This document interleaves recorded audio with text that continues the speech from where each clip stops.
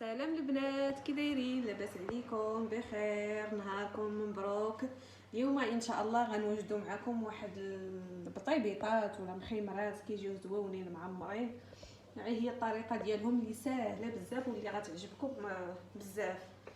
في المقيله ديالنا كما كتشوفوا راني قطعت الخضيره ديالي اللي غنعمر بها. هنا درت 3 الفلفلات، 2 خيزويات كبارين وبصله، 2 قريعات صغيورين وصدير ديال الدجاج. كلشي هادشي غنسوطيوه في دقه واحده، ما نحتاجوش كل حاجه نسوطيوها في بوحديها. غنستعملوا معاه معلقه ديال الملحه، معلقه ديال الكمون، نص معلقه ديال القزبر مدقوق يابس، معلقه صغيره ولا معلقه كبيره معمره ديال التحميره، شويه ديال سكينجبير ورشيشه ديال الكوزه، واحد الحكيكه ديال الكوزه وشويه ديال البزار. وهاد الاقامه يا البنات راه كما قلت لكم راه كتكون نسبيه، كل واحد كيستعمل اللي بغى واللوغو اللي كيفضل كيدير في الاقامه. المهم هادو هما الاساسيات. ودرنا هنا شويه الزيت البلديه وشويه الزيت الروميه اللي غادي نسوطيو فيها هاد الخضيره هادي. كما كتشوفوا غنشعلوا عليها البوطه ونخليوها تشحر على خاطرها. وهنا هاد الصدر ديال الدجاج راني طحنته في هاد الماكينه هادي، طحنته هنايا. اللي ما عندوش الماكينه يقطعوا رقيق باش ما يقطعش العجينه وصافي. المهم البنات حنا كما كتشوفوا غنخليوها تشحر. هاد الخضيره هذه كلها هي غنخليوها تشحر، ومن بعد ملي تشحر غادي نرجعوا لكم. واللي كيبغي الصوجا ولا داك سميتو الموطارد يديروا مع الدجاج حتى هو كيجي زوين، غير انا كنفضل هذا الشيء، هاد العطر يحسن ليا. وكل واحد كيستعمل اللي بغا في لوغو ديالو كيزيد اللي بغا. يلا من بعد ما تصوطا غادي نرجعوا معكم البنات. غنخليوها دابا تصوطا كما كتشوفوا البنات. حنا بدينا كنخلطوا الخضيره ديالنا، وما تخافوا حتى من شي حاجه، راه كلشي غيطيب في دقه واحده. كلشي خضر كيطيبوا في نفس الوقيته، كثير شي انهم كلهم مقطعين. وكما كتعرفوا الدجاج راه بيان سيغ راه كتحط فوق المقله والزيت كيبدا يتشحر مع كلشي.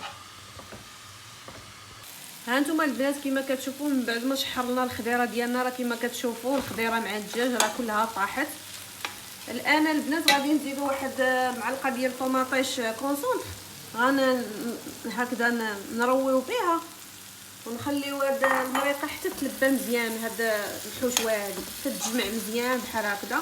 غنخليوها تشرب داك لا كونتيتي د الماء اللي سميتو في لا طوماط، ونخليوها تشحف مزيان. ومن بعد البنات غنخليوها تتبرد. ملي تبرد البنات غادي ندوزو تحضير العجين باش نوريكم الحشو. راه واحد الطريقه ساهله وممتازه، كتجي خفيفه ظريفه، ما كتاخذ لا وقت بزاف لا والو. غنخليو المهم هاد الخضيره تنشف مزيان كاع من داك الزائد ديال الماء. هانتوما البنات كما قلت لكم من بعد ما درت ليها لي طوماط هذيك كونسونط طوماط كما كتشوفوا هي وقفتها، ما بقاتش فيها كاع حتى زائد ديال الماء ولا شي حاجه. دابا الان البنات غنخليوها تتبرد وندوزو دابا حالا تحضير العجين.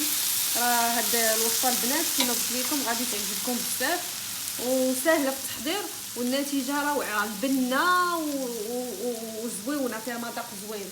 واي وليد ما كيبغيش شي خضيره نخشيوها له في هاد الحشو هذا غياكلها بكل فرح. اليوم البنات كما كتشوفوا دابا غنحضروا العجينه. ها حنايا في واحد لابول درنا ملعقه ديال الخميره كبيره، وواحد الملعقه د السكر، هذه السكر اختياريه اللي بغى يديرها باش يتحمر لينا الوجه ديالها سميتو، وجوج كيسان ديال الحليب دافي ماشي سخون غير دافي باش ما يقتلش الخميره. كنخلطوا بحال هكذا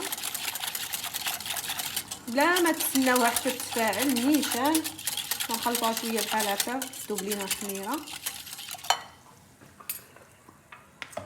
كنزيدوا عليها البنات 3 المعالق ديال الزيت كل واحد يستعمل اللي بغى البلدي يدير البلدي، اللي بغى يدير الرومي يدير الرومي. انا كنستعمل الزويته بلديه.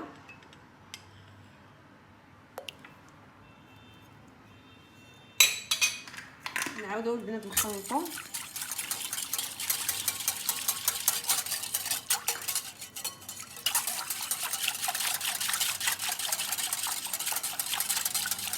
كنضيف واحد المعلقه ديال الخميره صغيره الملحه عفوا، واحد الملعقه ديال الملحه صغيره كنخلط. وهنا كنبدا نضيف الطحين. عندي هنا 6 الكيسان ديال العنبه. هاد العبار اللي كنقول لكم البنات راه كله ديال العنبه. عندي 6 هنايا. اللي بغى يدير عاوتاني الطحين، اللي بغى يدير شويه د الفينو وشويه د الفورص يخلط، ماشي مشكل. انا درت هنا غير الفورص. وغنعاود نجمع العجينه. من بعد البنات غادي نلتقي بكم نشوفوا كيفاش القوام ديالها كيفاش بغى يجي. كما كتشوفوا البنات، ها نتوما من بعد ما خلط العجينه، ها نتوما القوام ديالها كما كتشوفوا. فيها تقريبا 5 ديال الكيسان ديال الطحين ديال الفورص. واللي بغى يدير الطحين الفورص مع الفينو ماشي مشكل. ها نتوما شديتها دهنتها بشويه الزيت البلديه، وغادي نغطيها الان بالفيلم اليمونطير ونخليها شويه تفاعل، شويه جهد 10 دقائق ولا ربع ساعه كاع، ولا 10 دقائق. كتخليها واحد شويه بين ما تنفخات وصافي. راه كتبان لك غير في الشوفه ملي كتنفخ. عاد كنجبدوها ونبداو نسرحوا. غنوريكم الطريقه كيفاش نعمروا بها. نخليو الحشوه ديالنا تتبرد تماما، عاد نبداو نخدموا بها. ها نتوما البنات كما كتشوفوا من بعد ما ارتاحت لينا العجينه شويه ماشي بزاف، ها نتوما راه تنفخات. غنشدوها دابا غادي نكوروها فوق سطح العمل. من بعد من طبيعه الحال ما نقيناه، غنحيدو من هذاك الهواء ديالها. وغادي نبداو نديروها على شكل الكويرات كما كتعرفوا.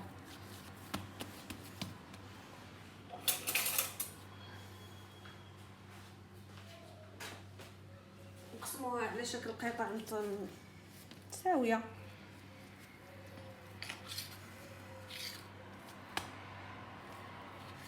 نديرو على شكل كويرات. شي البنات هاد العجينه هادي ان فوا كتبداي فيها يمكن لكم مباشره تبداي طيبيها صافي. غير كتطلقيها بالميدله كنتوما كما كتشوفوا. واللي بغى يخليها عاوتاني ترتاح يخليها هي بلا ما تخليوها مره اخرى ترتاح، لان فريمون كتطلق في بلاصتها.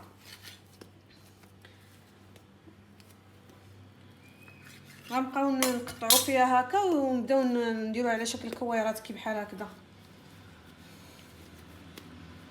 ونحطوهم يكونوا بطبيعه الحال متقايسين متقاربين.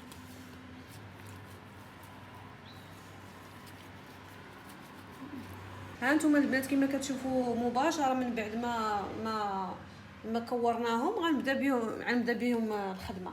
غنطلقهم هكا بحال هكا في الميدلاك. غنطلقهم حتى نرققهم مزيان. الطريقه راه زوينه وغادي تعجبكم، لان فريمون ساهله بالنسبه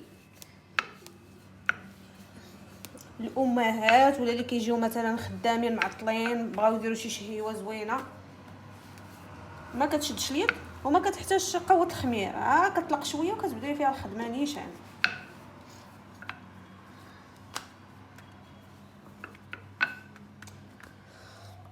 من بعد البنات ما كتطلقوها هكا بعيب الميدلاكه كتشدوها كديروها تحت منها واحد الورقه بحال هكا وكتسرحوها مزيان. وكتطلقوا وحده اخرى يعني جوج كويرات. كتطلقوا جوج كويرات. المهم كنبداو هنايا كنحطوا الحشوه ديالنا.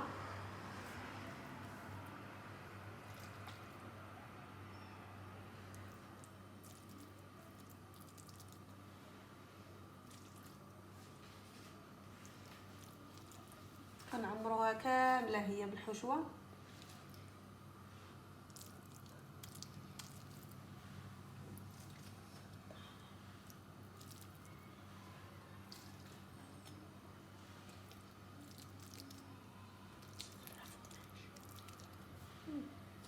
بيضاء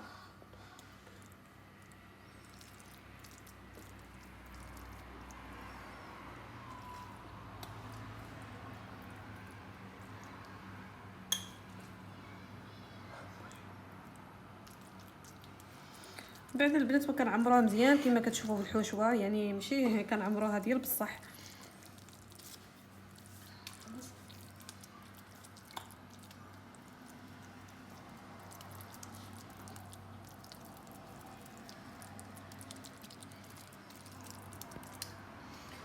كنحط عليها شويه الفرomاج بحال كتصايبي بيتزا.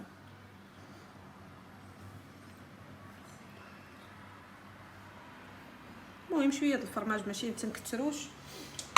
وكنشدو ديك الطبقه الاخرى اللي سرحنا وكنجيبوها فوق منها وكنبداو نسدو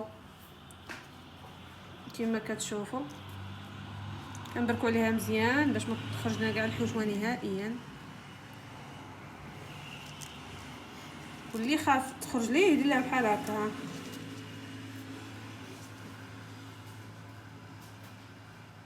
كتجي فريمون البنات زوينه، المذاق ديالها زوين وداك الفوليوم ديالها كيجي متوافق كي الفوقي كي لتحتي. ها نتوما كما كتشوفوا الطريقه باش غنحطوها في المقله. علاش درنا لها الورقه؟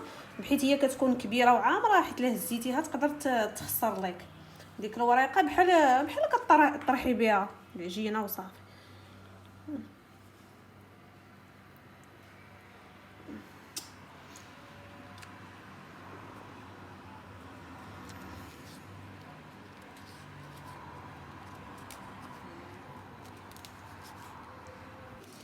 نقرصوها شويه بحال هكا، نقادوها باش ما تجيش جهه خاويه وجهه عامره.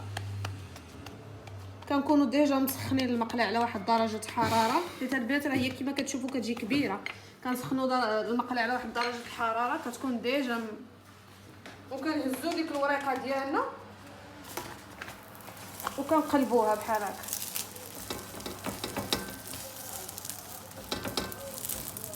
ها نتوما البنات كما كتشوفوا، ها البطيبيطات حصلنا على 4 البطيبيطات بدوك المقادير اللي قلت لكم، ديال 5 الكيسان ديال الدقيق مع 2 كيسان ديال الطحين. واللي بغى يزيد المقادير كيجيوه كثار، غير هما كما كتشوفوا راه كيجيو تبارك الله كبار وزوينين. كنقطعوهم هكا ونعطوهم للوليدات ياكلوهم بالصحه والراحه. كما كتشوفوا راه كيجيو زوينين والحشوه ديالهم زوينه ومشهيه. وكاع الوليدات اللي ما تيبغيوش مثلا الخضيره ولا هذه، يمكن لك تدخلي لهم الخضيره هنايا كياكلوها بالصحه والراحه. وكنتمنى انكم تجربوهم وتستافدوا منهم في هذا رمضان، لانهم سريع التحضير، كيحتاجوا العجينه ترتاح ومباشره كتلقيهم بالمدلاكه وديرهم في المقله ديريكتومون، ما تعاوديش مازال تحتاجوا يخماروا مره ثانيه. يلا كنتمنىكم تجربوهم ويومكم سعيد وكل عام وانتم بخير، ونلتقي في فيديو اخر ان شاء الله.